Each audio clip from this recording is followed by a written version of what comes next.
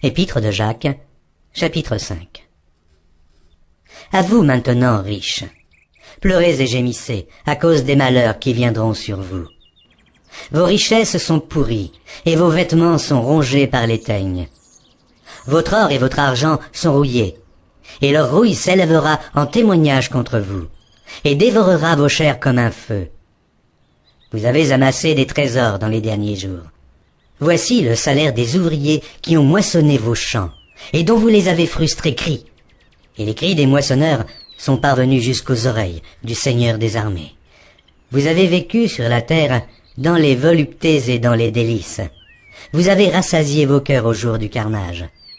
Vous avez condamné, vous avez tué le juste qui ne vous a pas résisté. Soyez donc patients, frères, jusqu'à l'avènement du Seigneur.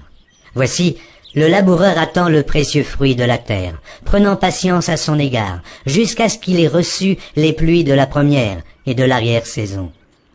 Vous aussi, soyez patients, affermissez vos cœurs, car l'avènement du Seigneur est proche. Ne vous plaignez pas les uns des autres, frères, afin que vous ne soyez pas jugés. Voici, le juge est à la porte. Prenez, mes frères, pour modèle de souffrance et de patience, les prophètes qui ont parlé au nom du Seigneur. Voici, nous disons bienheureux ceux qui ont souffert patiemment. Vous avez entendu parler de la patience de Job, et vous avez vu la fin que le Seigneur lui accorda, car le Seigneur est plein de miséricorde et de compassion.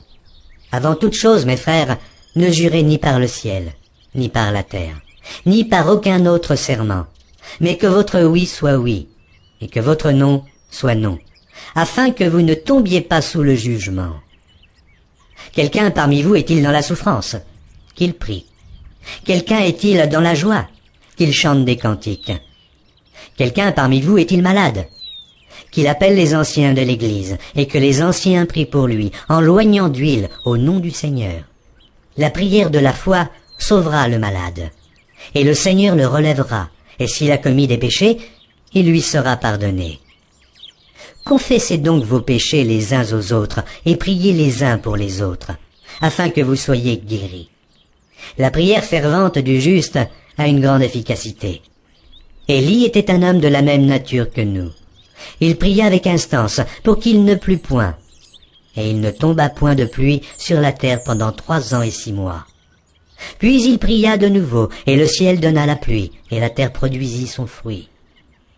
Mes frères, si quelqu'un parmi vous s'est égaré loin de la vérité, et qu'un autre l'y ramène, qu'il sache que celui qui ramènera un pécheur de la voie où il s'était égaré sauvera une âme de la mort, et couvrira une multitude de péchés.